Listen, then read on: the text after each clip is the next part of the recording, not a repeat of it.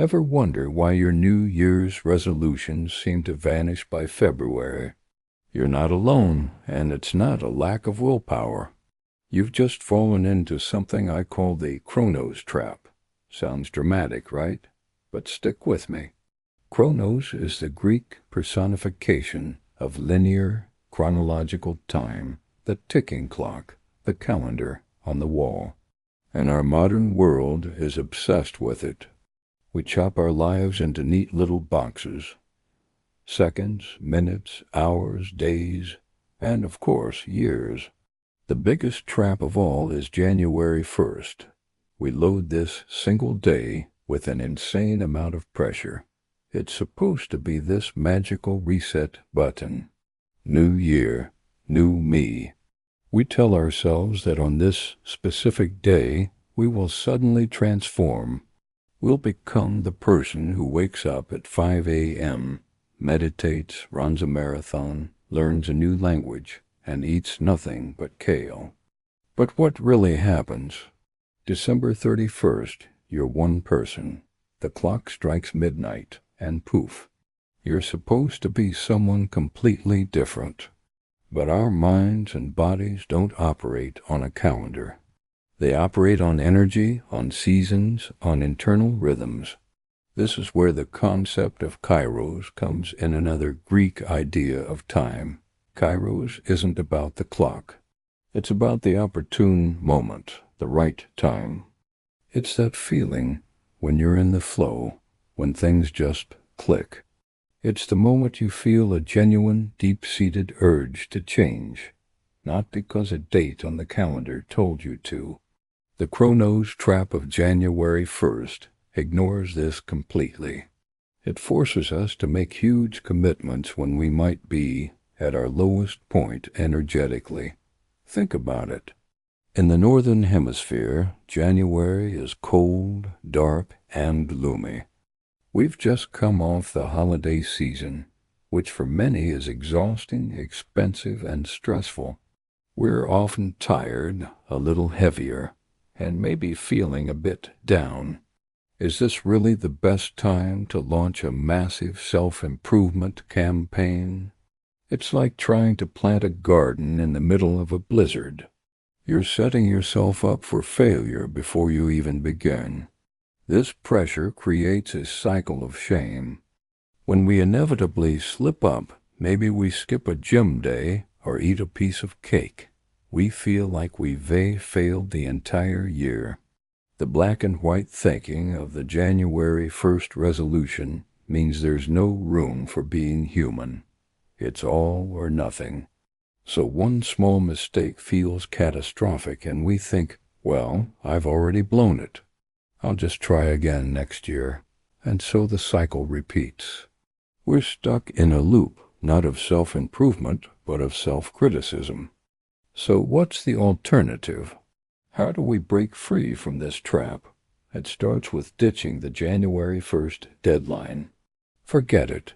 Release yourself from that pressure. Real, lasting change doesn't start on a specific date. It starts with a shift in your internal energy. Instead of making resolutions, let's talk about setting intentions based on your personal kairos moments. Your personal new year could be your birthday. It could be the first day of spring when you feel that burst of new life and energy all around you.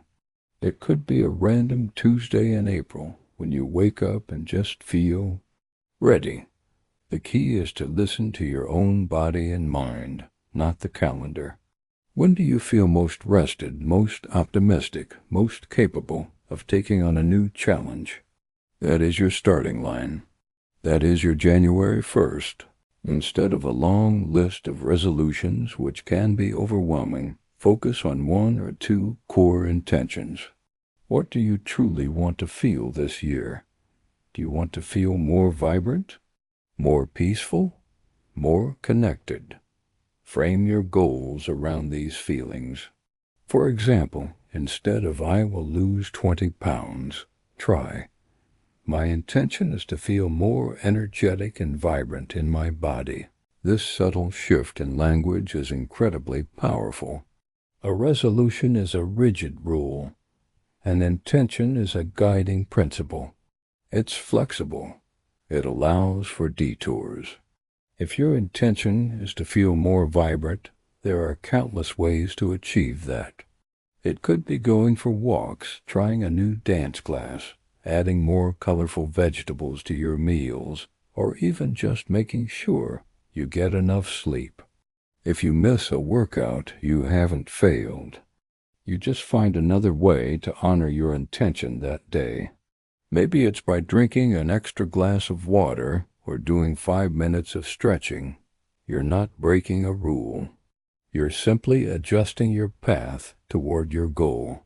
This approach is about building momentum, not about achieving perfection overnight. Think of it like a dimmer switch instead of a light switch. You're not flipping from off to on. You're gradually turning up the brightness in your life. Start small, so small it feels almost too easy. Want to meditate? Start with 1 minute a day. Want to read more? Start with 1 page a day. These small wins build confidence and create a positive feedback loop. Your brain starts to associate these new habits with success, not with struggle and failure. And be kind to yourself. This is probably the most important part. The voice in our head is often our harshest critic. When you have a setback, and you will, because you're human, treat yourself with the same compassion you would offer a friend. Acknowledge it without judgment. Ask yourself, what can I learn from this? What adjustment can I make? Maybe your goal was too ambitious to start with. Maybe you need more support. It's not a failure, it's feedback. Let's also reframe how we see the new beginning. The energy of a new beginning is exciting, but it's not a one-time event on January 1st. Every single morning is a new beginning. Every moment is a chance to make a choice that aligns with your intentions. You don't have to wait for a new year to start fresh. You can start fresh right now, in this very moment. You can start fresh after lunch. You can start fresh tomorrow morning. The beauty of releasing the Chronos trap is that you reclaim your power. You're no longer a slave to the calendar. You are the one who decides when it's time to grow, when it's time to change, and when it's time to rest. You learn to work with your own natural rhythms, not against them. This creates a sustainable, gentle, and far more effective path to becoming the person you want to be. So this year, I invite you to try a different experiment. Let go of the New Year's resolution. Let go of the pressure, the guilt, and the all-or-nothing mindset. Instead, tune into yourself. What does your energy tell you? When is your opportune moment your kairos? What is the one core feeling you want to cultivate in your life? Start there. Start small. Start whenever you feel ready. And watch how real, lasting change begins to unfold. Not because of a date on a calendar, but because you chose to honor your own perfect timing. Thanks for watching. If this idea resonates with you, let me know in the comments what intention you're setting for yourself whenever you're ready to start. Don't forget to like and subscribe for more ways to live a more intentional life. See you next time.